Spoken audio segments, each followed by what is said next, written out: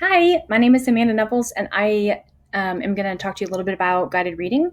I did guided reading this summer for my summer school kids virtually, and it was really neat. It was tough at first. I had to figure a lot of different things out and figure out, timing and make sure that my planning was really spot on, so that way I had all my resources there right when the kids got logged in, and you could guide them where I needed to guide them. So that was definitely a big part of it. I enjoyed it because I had some kids that I had during the school year, same kids during summer school that never really wanted to participate during guided reading, but all of a sudden when they were in the comfort of their own home, they wanted to share and they wanted to read and they wanted me to actually hear them and hear their voice. So, and then we could also have conversations, and it seemed a little bit more fluid, just without the distractions of the classroom. So I really enjoyed it. It was a cool experience for me. And some of the things that I want to share with you just are the things that made my life a little bit easier. Might save you some time when you start doing guided reading in the fall. And one of the things I used was reading A to Z. Even if you have just a free subscription, get it. I mean, you can project these books, and I was going to share with you this is just a close reading passage, but when you open up a reading passage or a book, whatever it is that you want to have your kids work on during guided reading, you can click on projectable, and you see my little bunny down there.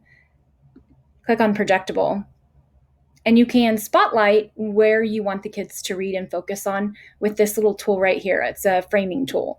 This was really helpful because you're having the kids look at so many different things. It was tricky. So this just kind of gave you a little box so you can say, okay, I just want you to read this one sentence for me, and then discuss and talk, go ahead and do your questionings, plain questionings that you had. So that was really helpful. All of the tools on reading A to Z helped the kids focus and helped me focus, and made things go a little bit easier for us. The other one was the other website I used a lot was Newsela, and I liked it because I could differentiate the level of the text very easily with Newsela.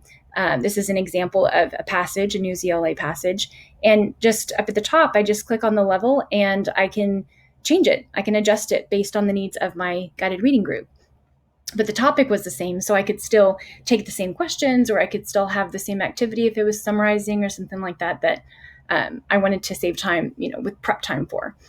And then some amazing Google extensions that you might like to use, that I just love to use. One of them is Natural Reader, and I'll give you the links to all of these, but it's an extension that you can add to Google Chrome, and you can use it on anything. So as I scroll down here, I can just highlight a paragraph. Probably shouldn't just highlight a sentence. And all of a sudden, these little headphones pop up because I added that extension. And Natural Reader will read it to you. Any website, anything, it reads it right there. Click on the headphones and it reads. It's not perfect. It sounds a little robotic sometimes, but circulation is when coins move around.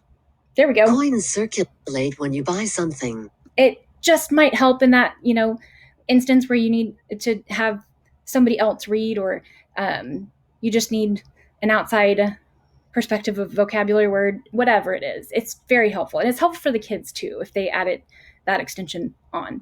The other extension I really love is the Beeline Reader. And when you add Beeline Reader, you notice how there are some words in this passage that are blue and some are purple. Beeline Reader does this automatically to whatever website I'm on, because as a dyslexic teacher, I lose my spot when I'm reading, and so do the kids. So when I'm projecting this passage for them, it shows the different color text to help us keep track of where we are in reading. And the other really cool thing is if you two-finger click and then you go to Beeline Reader, activate clean mode, it takes anything off there. It makes the passage just completely plain, takes any ads that you might have to the side off. Really helpful. And the last one is this cute, super cute cursor I've been using, is called custom cursors. It's a lot easier than just saying, okay, find my mouse. You can say, find the egg or find the pizza. It's just helpful when teaching. So good luck.